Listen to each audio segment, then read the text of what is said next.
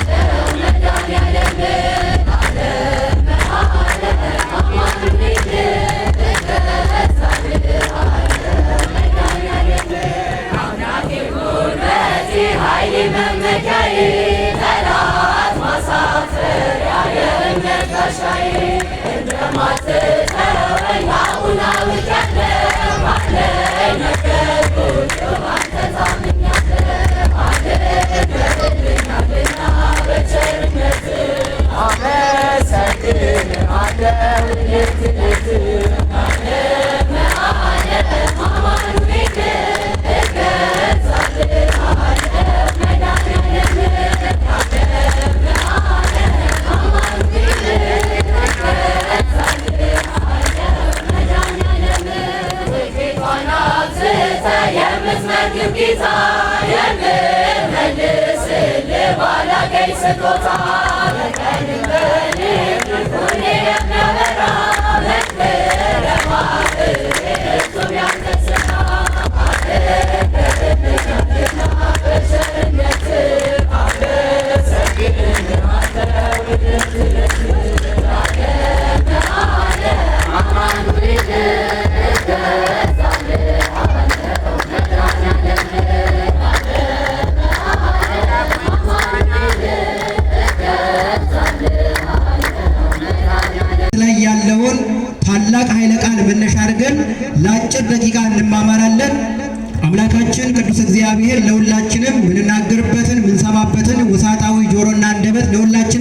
ነው። እለ በተአምኖ አጥፍኦ ኃይለ እሳት፣ እነሱ በእምነት የእሳትን ኃይል አጠፉ። ሐዋርያው ቅዱስ ጳውሎስ ለዕብራውያን ሰዎች ያስተላለፈው መልእክት ነው። ሁላችሁም በአንድ ድምፅ ብትሉ ደስ ይለኛል። እነሱ በሉ በሃይማኖት የእሳትን ኃይል አጠፉ። ቅዱስ ጳውሎስ አባታችን 14ቱን መልእክታት በዓላማና በጽናት በተለያዩ ሀገራት በእስር ቤትም እያለ በመከራ እያለ ጨለማ ውስጥም ታስሮ ወንጌል አይታሰርም እያለ ዓለምን በመዞር በወንጌል ጨውነት አልጫውን ዓለም በማጣፈጥ ለክርስቶስ እስረኛ በመሆን ምዕመናን በልባቸው ክርስቶስ እስኪሳልባቸው ድረስ እያማጠ መከራ እየተቀበለ በድንጋይ በመወገር እስር ቤት በመግባት በበትር በመመታት በባህር ውስጥ 3 ቀንና 3 ሌሊት በመቆየት ብዙ መከራዎችን ተቀብሎ ክርስቶስን ከምዕመናን ጋር ያስተሳሰረ የቤተ ክርስቲያን ብርሃን፣ የዓለም ሁሉ ብርሃን። ስለሱ እውነት ተናግረን አንጨርስም፣ ጊዜ ያጥረናል። ብዙ ገድላትን የፈጸመ ለታመሙት እንደታመመ ሆኖ ለደከሙት እንደደከመ ሕግ የሌላቸውን ባለ ሕግ ያደርጋቸው ዘንድ ክርስቶስን ያውቁ ዘንድ ሕግ እንደሌላቸው ሆኖ ብዙ መከራ ተቀብሎ ለክርስቶስ ራሱን አሳልፎ የሰጠ ታላቅ አባት ነው ቅዱስ ጳውሎስ። በረከቱ በሁላችን ላይ ይደርብን። ይህ ጳውሎስ ለዕብራውያን መልእክቱ ሲያስተላልፋላቸው እነዚህ ዕብራውያን እስራኤላውያን ናቸው። ክርስቶስን ያምኑ ዘንድ የብሉይ ኪዳን ታሪክን በመጥቀስ የድንኳኑን ስርዓት፣ የታቦቱን ስርዓት፣ በታቦት ውስጥ የነበረውን ያንን መና፣ 2ቱን ጽላት፣ እያንዳንዱን ሕግ እየጠቀሰ እስራኤላውያን እግዚአብሔርን ክርስቶስን አውቀው ወደ ሕይወት ከጨለማ ወደ ብርሃን ከሞት ወደ ሕይወት እንዲሻገሩ የጻፈላቸው ድንቅ መልእክት ነው። የኢየሱስ ክርስቶስ የባህሪ አምላክነት ከመላእክትም እንደሚበልጥ ዓለማትን በቃሉ የፈጠረ ጌታ እንደሆነ የገለጸበት የዕብራውያን መልእክት ነው። ሊቃውንት ሲነግሩ ምን ይላሉ? በዕብራውያን መልእክት የማይነሳ መናፍቅ የለም፣ የማይረታ መናፍቅም የለም ይላሉ። ብዙ መናፍቃን ዕብራውያንን ለክህደታቸው ይጠቅሱታል። መልሶ የሚረታቸው ግን የዕብራውያን መጽሐፍ ነው። ድንቅ የሆነ አባት ነው። የቅዱስ ጳውሎስ በረከት በሁላችን ላይ ይደርብን።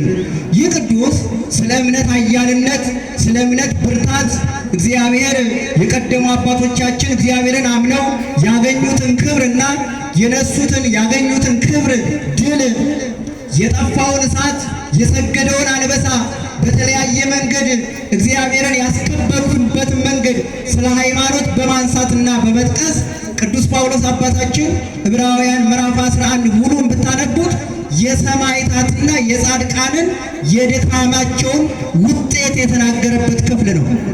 ከቃሉ ጋር ናችሁ? እግዚአብሔር ከሁላችን ጋር ይሁን። እንዲህ ይላል ቅዱስ ጳውሎስ ወመንተ እንከ እብል እስመ ሕጹር ዕለትየ፣ እንግዲህ ምን እላለሁ ምንስ እናገራለሁ?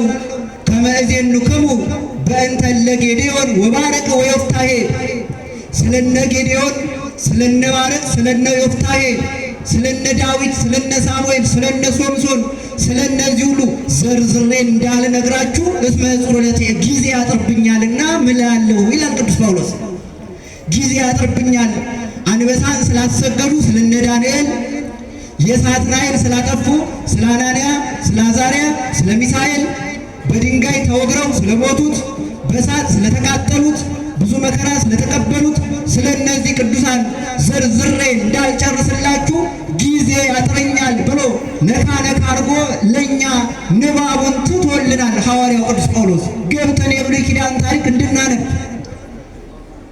ከ2000 ዓመታት በፊት ክርስቶስ ከመወለዱ በፊት የቅዱሳንን ታሪክ ስንመለከት እውነት በመመስከራቸው የእግዚአብሔር ወዳጅ በመሆናቸው ወደ እሳት ውስጥ የገባሉ 3ቱ ሕፃናት እግዚአብሔርን በማምለካቸው መስኮቶቻቸውን በኢየሩሳሌም አቅጣጫ ከፍተው በመጸለያቸው ለቆመ ጣዖት ባለመስገዳቸው ወደ ተራባ አንበሳ የገባሉ እነ ዳንኤል። ነገረ ሥጋዌን በመናገራቸው እግዚአብሔር እንዲታረቃቸው ንስሐ እንዲገቡ በማስተማራቸው ወደ ሽንት ቤት ጉድጓድ የተጫሉ አሉ እነ ኤርምያስ። መጨረሻም በድንጋይ የተወገሩ ብዙ መከራ የተቀበሉ አሉ። የወገሯቸው፣ በእሳት ያቃጠሏቸው፣ እንደነ ኢሳይያስ በመጋዝ የሰነጠቋቸው አሉ። እነዚህ የብሉይ ኪዳን መሪዎቻችን መከራ ቢመጣብን እነሱን እያስታወስን የምንጽናናባቸው አባቶቻችን ናቸው። ጌታችን ለስም አጠራሩ ክብር ምስጋና ይግባውና በማቴዎስ ወንጌል ምዕራፍ 5 ላይ በሚያስተምር ጊዜ ዓለም ሁሉ ቢጠላችሁ አለ። ማን ቢጠላችሁ? እየሰማችሁ ነው? ዓለም ሁሉ ቢጠላችሁ ስለ ስሜ በሰው ዘንድ ሁሉ የተጠላችሁ ከሆናችሁ አይዟችሁ፣ ከእናንተ በፊት የነበሩ ነቢያትንም አሳደዋቸው ነበር፣ እነሱም መከራ ተቀብለው ነበር ብሎ የብሉይ ኪዳን ነቢያትን እኛ በመከራ እንድንጸና ክርስቶስ ተብሎ ክርስቲያን ያሰኘንን ይህንን ስም በመያዛችን የሚደርስብንን መከራ እንታገዝ ዘንድ ነቢያት አባቶቻችንን እንድናውቃቸው መጽሐፍ ቅዱስ ምሪት ይሰጠናል። ቅዱስ ጳውሎስም ይህንን የነገረን ወደ ዘመናችን ወደ አዲስ ኪዳን ስንመጣ ጌታችን መድኃኒታችን ኢየሱስ ክርስቶስ ከቅድስት ድንግል ማርያም ተወልዶ ወንጌልን አስተምሮ ሕሙማነ ሥጋን በታምራት ሕሙማነ ነፍስን በትምህርቱ የሚገባውን ካደረገ ሐዋርያትን ሾሞ በዓለም ሁሉ ሄደው ወንጌል እንዲያስተምሩ አምላካዊ ትእዛዙን ከሰጠ በኋላ ቅዱሳን ሐዋርያት አባቶቻችን የክርስቶስን ስም በማስተማራቸው በርካታ መከራዎችን ተቀብለዋል። ትናንት ሐምሌ 18 ያከበርነው ያዕቆብ እሁ ለእግዚእነ የጌታ ወንድም የተባለ ያዕቆብ፣ እነ ቅዱስ ጴጥሮስ ሐምሌ 5 ያከበርነው፣ ሐምሌ 10 ያከበርነው እነ ቅዱስ ናትናኤል፣ እነ ቅዱስ ታዲዮስ የጌታችንን ስም በመመስከራቸው እውነትን በማወጃቸው በርካታ መከራዎችን ተቀብለዋል። ነገሥታቱ ጀርባቸውን ሰጥተዋቸው ለእውነት እምቢ ብለው ማለት ነው። ግን እውነት ብትመርም ውግሪስ የተባለ ሊቅ ተናገር እሙነ እስከ ትመርር ከመከርቤ፣ እንደ ከርቤ እስክትመር ድረስ እውነትን ተናገር እንደተባለ ቅዱሳን ሐዋርያት የኢየሱስ ክርስቶስን ጌትነት ሳይፈሩ ሳይደነግጡ ለዓለም ሁሉ መስክረዋል። የእነሱን መንገድ የተከተሉ ሊቃውንት ሐዋርያውያን አበው የሚባሉ እነ ቅዱስ አግናጤዎስ፣ እነ ቅዱስ ፖሊካርፐስ፣ እነ ቅዱስ ቀለሜንጦስ እነዚህ ቅዱሳንን በየዘመናቸው እየተነሱ ወንጌልን አስተምረዋል። ላስተማሩበት ለሰበኩት ቃለ ሕይወት ያሰማልን እልልታ ጭብጨባ ሳይሆን ዱላ ተቀብለዋል፣ ጅራፍ ተቀብለዋል በጀርባቸው። የእነዚህ በረከት በሁላችን ላይ ይደርብን። ታዲያ እነዚህ አባቶቻችን የሐዋርያት ልጆች የሆኑ ቅዱሳን ይህንን መስዋዕትነት የተቀበሉ አባቶቻችን በተለይ ዛሬ የምናከብራቸው የ3 ዓመቱ ብላቴና ሕፃኑ ቂርቆስ፣ መልካም አሳዳጊ የሆነችው ቅድስት ኢየሉጣ፣ እንደዚሁ ሁለቱ ደጋግ ቅዱሳን በዚህ ከ150 እስከ 312 ዓመተ ምህረት ባለው በዘመነ ሰማዕታት ውስጥ የተገኙ የቤተ ክርስቲያን እንቆቻችን ናቸው። ቤተ ክርስቲያን በሰፊው የምታከብረው ትልቅ ዘመን አለ፣ ዘመነ ሰማዕታት። ከቃሉ ጋር ናችሁ ምእመናን? እግዚአብሔር ከሁላችን ጋር ይሁን። ይሄ ዘመነ ሰማዕታት ከ150 እስከ 312 ታላቁ ቆስጠንጢኖስ እስኪነግስ ድረስ ያለው ጊዜ ምእመናን እንደ ሽንኩርት የተከተፉበት ጊዜ ነው። ለአንበሳ የተወረወሩበት ታሪክ እንደሚነግረን 47 ሚሊዮን ክርስቲያኖች ደማቸው የፈሰሰበት ዘመን ነው ዘመነ ሰማዕታት። በዚህ ዘመን ውስጥ ክርስትና ወንጀል ነው፣ አይፈቀድም ክርስቲያን መሆን። ክርስቲያን ነው ተብሎ ከተሰማ ንብረቱ ይወረሳል። ሰራተኛም ከሆነ የሰራበት ደሞዙ የድካም ዋጋ አይሰጠውም። አለቆች አሰርተው ወር ሲሞላ ደሞዝ መክፈል ሲገባቸው ክርስቲያን መሆኑን ካወቁ ድካሙን አይሰጡትም ነበር። ፍትህ የጎደለበት ጊዜ ነበረ ዘመነ ሰማዕታት፣ ክርስቲያኖች የተጠሉበት። በዚሁ እግረ መንገዳችሁ እንድታውቁት በዛ ዘመን የነበሩ ክርስቲያኖች በይፋ ወንጌል መማር ማስተማር ባለመቻላቸው በወጡበት ተገለው በየጫካው በየቱቦ ስለሚወረወሩ ምን ይሉ ነበረ? አንዷ እናት የልጆች እናት ከሆነች ወደ ገበያ የምትሄድ ከሆነ ለጎረቤቷ ምን ትላለች መሰላችሁ?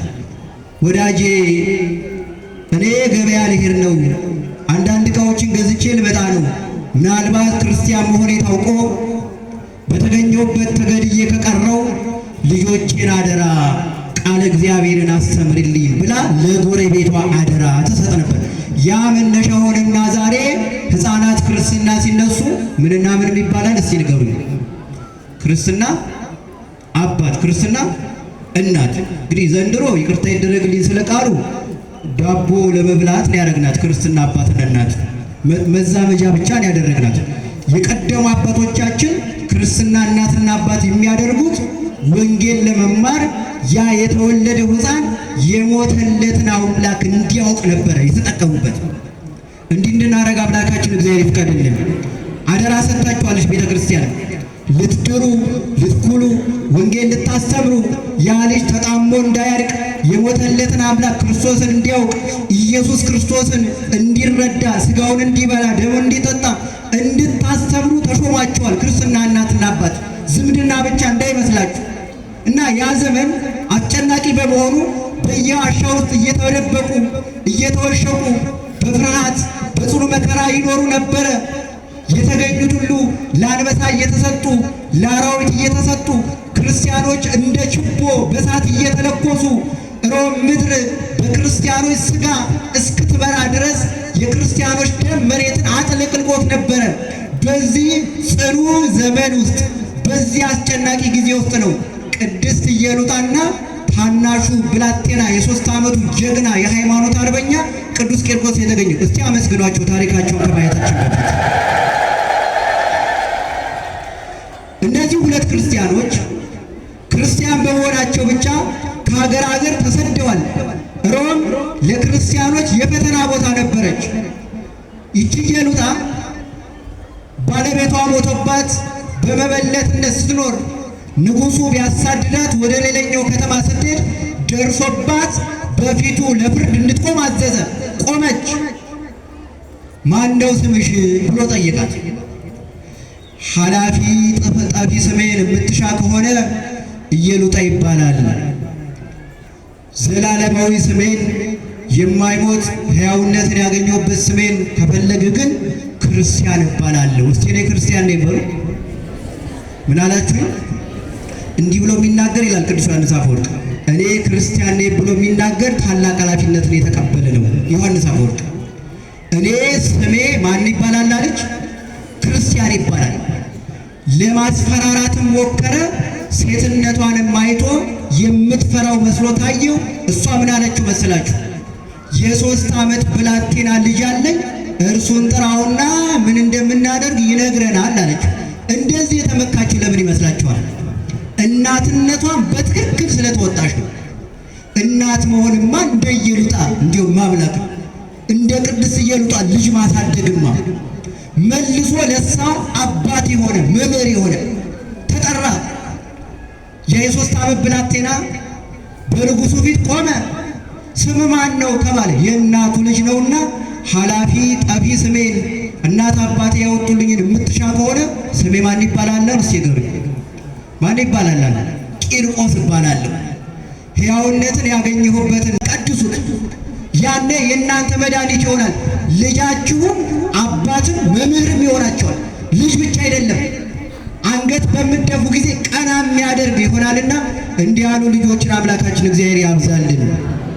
የቅዱስ ቂርቆስ ስሙ በተጠራበት ዝክሩ በተዘከረበት በዓሉ በሚከበርበት ቦታ ላይ ቸነፈር እንዳይኖር ከብቶች እንዳያልቁ እህል እንዳይጠፋ እግዚአብሔር ቃል የገባለት ታላቅ ሰማዕት ነው። በረከቱ በሁላችን ላይ ይደርብን። ቅዱስ ገብርኤልም ከዓይን የፈጠነ ለተቸገሩት ፈጥኖ የሚገኝ እንባን የሚያብስ ሞተ ሥጋ ሞተ ነፍስ እንዳልነበረ እንዳያደርገን በጸሎቱ የሚጠብቀን ከብሉይ ኪዳን ጀምሮ የምስራች በመናገር የአዲስ ኪዳን የምስራች ተሸካሚ በመሆን የብዙዎቻችን እንባ በማበስ የምናውቀው ታላቅ መልአክ ነው። ድርሳነ ገብርኤል በጥቂቱ ተጻፈ እንጂ በእያንዳንዳችን ሕይወት ብዙ ድርሳነ ገብርኤል አለ። በጣም ብዙ። ስለሱ የምንናገረው ያደረገልን ነገር እጅግ ብዙ ነው። እንባችን ፈሶ ያልቀረ ይህንን መልአክ የሰጠን አምላክ እስቲ እግዚአብሔርን አመስግኑ። ተለምዳችሁ እግዚአብሔርን አመስግኑ። ይህ መንፈሳዊ በዓል በዚህ መንገድ በኢትዮጵያ በመላው ዓለም የቅዱስ ገብርኤልን ፈጣን ተራዳኢነት የቅዱስ ቂርቆስና የቅዱስ ኢየሉጣን የሃይማኖት ጽናት እየመሰከርን እኛም ኦርቶዶክሳውያን እነሱም መስለን በሃይማኖት ጸንተን እንድንኖር ቤተክርስቲያናችን በየቦታው ታስተምራለችና በዚህ ቀን የሰበሰበን የጠራን በዓሉን በፍጹም መንፈሳዊ ክብር እንድናከብር ዝናቡን ታግዘን ብርዱን ታግሰን በዚህ መንገድ ያከበርነውን በዓል አምላካችን እግዚአብሔር የበረከት ያድርግልን። ለሀገራችን በቅዱሱ ጸሎት በቅዱስ ቂርቆስ በቅዱስ ኢየሉጣ ጸሎት በመልአኩ በቅዱስ ገብርኤል አባትነት አማላጅነት የምናየውን የነደደውን እሳት ቅዱስ ገብርኤል በመስቀሉ ባርኮ እርፍ ያርገን። የተማርነውን በልቦናችን ያሳድርብን። እግዚአብሔርን አመስግኑ ስላስተማረን ስለመከረን። እሺ እንግዲህ እኔ ለዚህ ቦታ እንግዳ ነኝ። ለመጀመሪያ ጊዜ ነው የመጣሁት። የተወደዱ አባታችን